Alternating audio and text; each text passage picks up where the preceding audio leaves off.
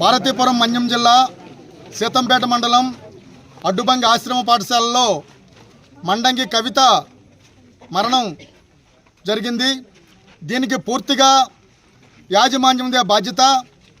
ఎందుకంటే ఈ జిల్లాలో ఇప్పటికే సుమారు నెల రోజుల కాలంలో 6 మరణాలు జరిగాయి. రాష్ట్ర గిరిజన సంక్షేమ మంత్రి కనీసం సీమ కుట్టినట్టు కూడా ఆమెకి లేదు. స్థానిక ఎమ్మెల్యేలు కూడా పట్టించుకోవడం లేదు. అసలు గిరిజనులంటే చాలా నిర్లక్ష్యంగా వ్యవహరిస్తున్నటువంటి పరిస్థితి ఇవాళ ఉంది. ఇవాళ డిప్యూటీ సీఎం పవన్ కళ్యాణ్ గారు గిరిజన ప్రాంతం అంటే నా ఆత్మ, ఎక్కడ ఏం జరిగినా సరే నేను స్పందిస్తానని చెప్పినటువంటి పవన్ కళ్యాణ్ గారు మరి ఎందుకు స్పందించడం లేదో ఖచ్చితంగా ఈ ఆదివాసీలకు సమాధానం చెప్పాలని గిరిజన సంఘం తరఫున డిమాండ్ చేస్తున్నాం. ఈవేళ ఎంత జరుగుతుంటే మంత్రి కానీ ఎమ్మెల్యేలు కానీ అధికారులు కానీ ఎక్కడ స్పందించడం లేదు. ఇమ్మీడియట్గా ఇప్పటికే సర్వే చేశారు. అనేక స్కూల్స్లో 15,000 మంది బాలికలు చదువుతున్నారు.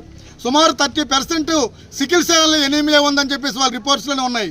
టైఫాయిడ్ ఉంది, మలేరియా ఉంది. గత 2 సంవత్సరాలుగా దోమతెరలు పంపిణీ చేయడం లేదు.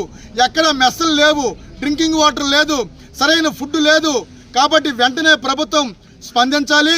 గిరిజన సంక్షేమ మంత్రి తన మొదటి సంతకం ఏఎన్ఎంఎల్ని ఇస్తామని చెప్పింది. ఇవాళ వరకు కూడా ఎక్కడ అమలు చేయలేదు. వాళ్ళే కానీ ఉంటే రోజువారీ పిల్లల ఆరోగ్యం పట్ల శ్రద్ధ తీసుకునే వాళ్ళు లేకపోవడంతో హెచ్ఎంలు ప్రిన్సిపాల్ సక్రమంగా స్పందించక ఇది బలవరణ మరణాలు జరుగుతున్నాయి. కాబట్టి దీనికి పూర్తి స్థాయి ప్రభుత్వం బాధ్యత వహించాలి. చనిపోయిన కుటుంబానికి 50 లక్షల రూపాయలు కాంపన్సేషన్ ఇవ్వాలని, ఆ కుటుంబంలో ఒకరికి ఉద్యోగం ఇవ్వాలని, క్రిమేషన్స్ కూడా కొంత డబ్బులు చెల్లించాలని చెప్పేసి ఇవాళ డిమాండ్ చేస్తున్నాం. భవిష్యత్తులో పిల్లల తాలూకు తల్లిదండ్రులందరినీ కూడా తీసుకొచ్చి ఈ ప్రభుత్వం మీద పెద్ద ఎత్తున ఆందోళన చేస్తామని హెచ్చరిక చేస్తున్నాం.